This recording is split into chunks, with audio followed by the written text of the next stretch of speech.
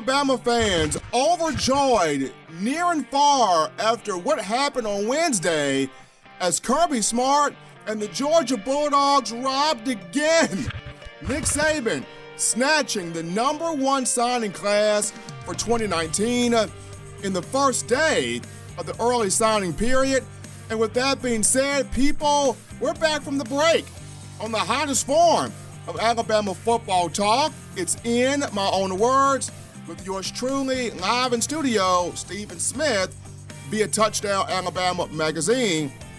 I wanted to get into the second portion of matchups in terms of Alabama and Oklahoma and just talk about how the Sooners defensively can affect Tua Tagovailoa and the Crimson Tide's offense, but we'll get into that in the final segment because between 7 o'clock in the morning on Wednesday and 11 p.m. that night, my phone, I felt like I was in the trap house. My phone ringing off the hook, fans wondering, Stephen, what's going on? Stephen, is this guy going to flip? Stephen, what can you tell us? Stephen, we know you know what's going on. Stephen, let us know what's happening in this early signing period.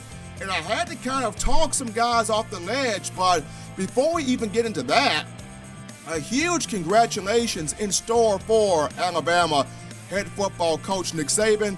I mentioned in a previous podcast how the 67-year-old six-time national champion doesn't get a lot of national coaching honors.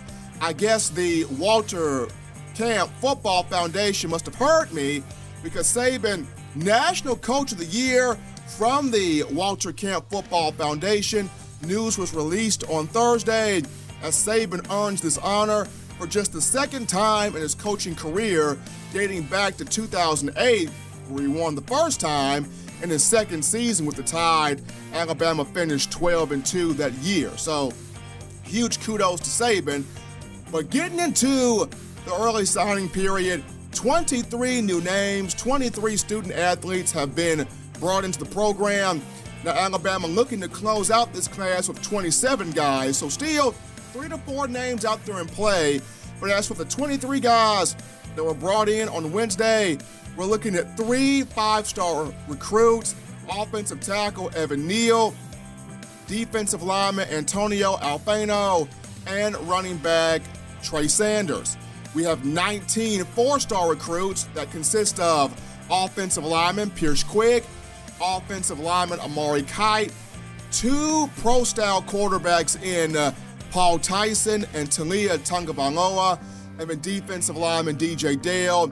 Crimson Tide also brought in a 3-star kicker in Will Reichert, who was widely regarded as the #1 kicker by almost every major recruiting site, and he is a very, very confident young man, referring to himself as the one that will solve all, that will fix all of Alabama's kicking woes, that being Will Reichert. But for me, the guy I was the most excited to get was Evan Neal. I mean, we're talking about a 6'7", 360-pound hoss from out of Florida, coming out of IMG Academy. And the things I love about him, people, an exceptional wingspan, just a nasty mean streak as a road grader in the run game, elite size and pass protection. If you go back and you watch some of the clips from the opening competition, he completely worked Nakobe Dean, who was a linebacker that Alabama lost to Georgia, 5-star kid. But Evan Neal just completely worked Nakobe Dean. And here's a guy, 6'7", I mentioned, 360.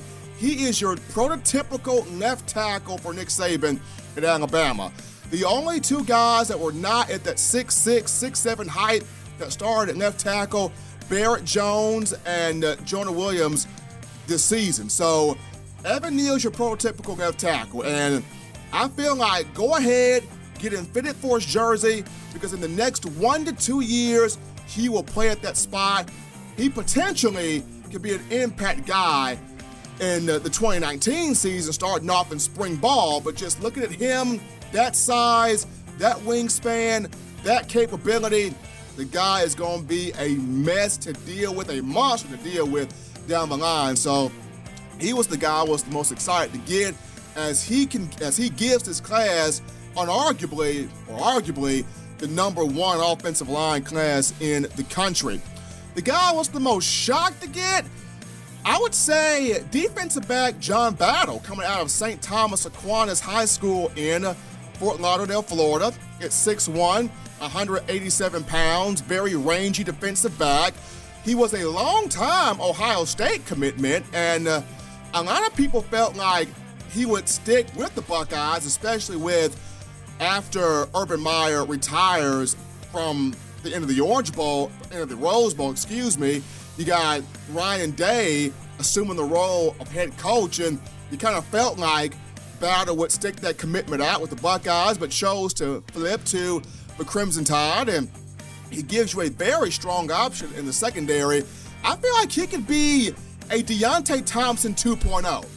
And Deontay Thompson, during his time at Alabama, the NFL scouts, they love his range, they love his ball skills, his instincts, his intelligence, his intensity, his tackling prowess. Deontay Thompson checks all the boxes for NFL scouts in terms of going as a top 15 pick, but from what I'm hearing, the only knock on DT is weight. His playing weight is 185 pounds. He checks off all the boxes. NFL scouts love him. Teams want to take him as a top 15 pick for 2019. The only issue is weight. Playing weight at 185 pounds. If he enters the combine between 205 and 215 pounds, book him. Teams are going to want to pick him up at that point. But to me, if Deontay goes in, he's already 6'2". If he goes in at 200 pounds, runs a sub 4.6 40. If he goes in at 200 pounds and runs a 4.52, 4.55, a 4.6 40, he gives you a 39 to 40 inch vertical.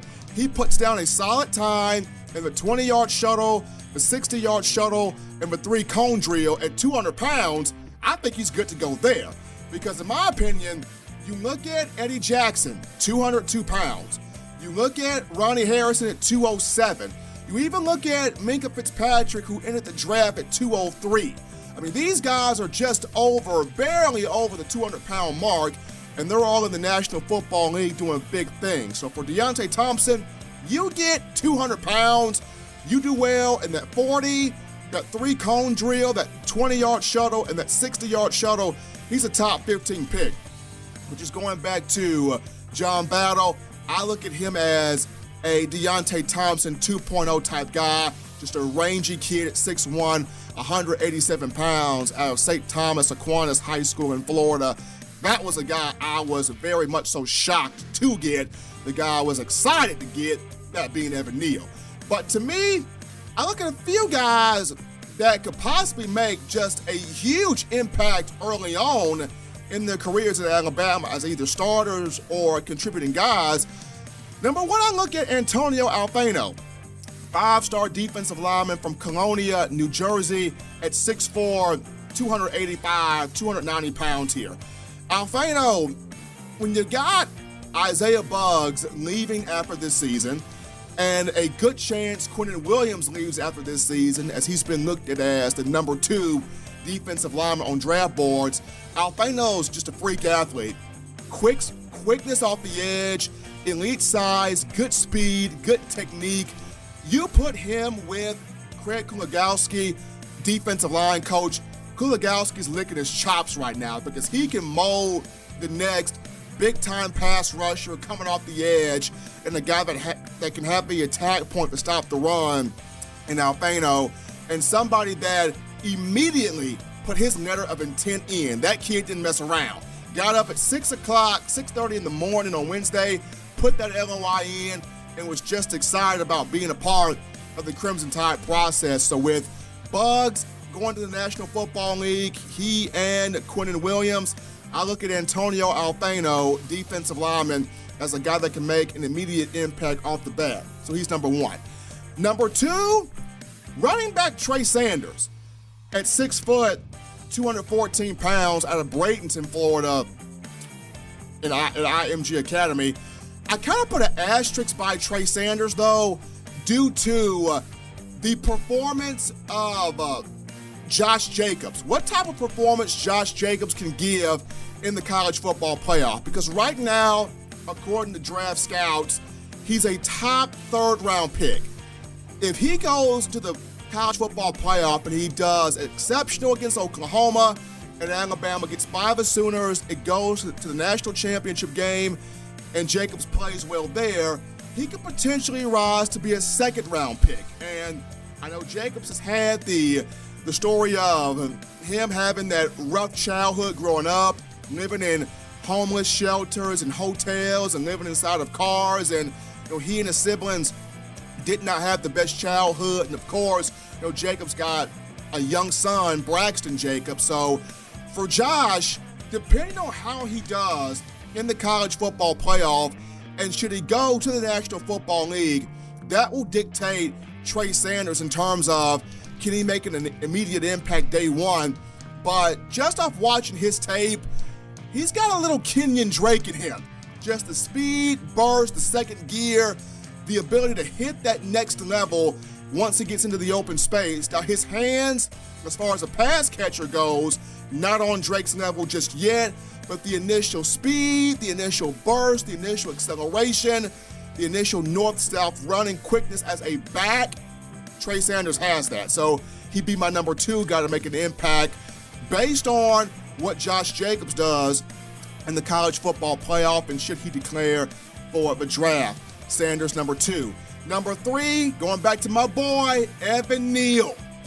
And it's based on, after this season, you're going to lose Jonah Williams to the National Football League. Does Alabama decide to put Alex Leatherwood back in his natural position at left tackle? Do they keep him at left guard and keep Jedrick Wills at right tackle? It's just a mixture of shuffling around. But with that size at 6'7", 360 pounds, you can't deny Evan Neal. Once again, he worked the Kobe Dean. So it just comes down to, what does Brent Key see? What does Nick Saban see? Can they get the whole offensive line balanced out? But Evan Neal would be my number 3 guy to make an immediate impact.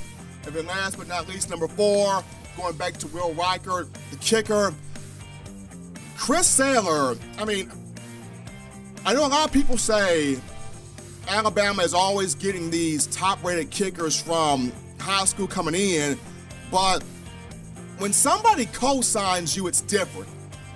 I go back to the 2017 season for just a moment.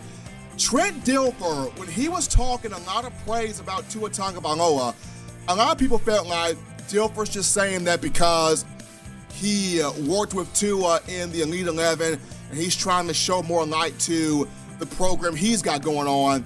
But when people really started to see that Tua was the real deal and Trent Dilfer wasn't messing around, people wanted Dilfer on radio shows. They wanted Dilfer in TV spots because they wanted to pick more so of Dilfer's brain because he was absolutely right about Tua.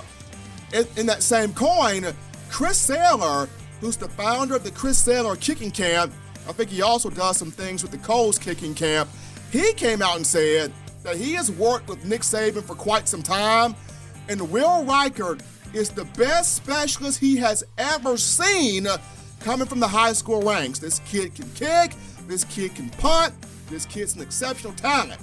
When somebody co-signs you, that's a different ball game because nobody co-signed Kate Foster. Nobody co-signed Adam Griffith.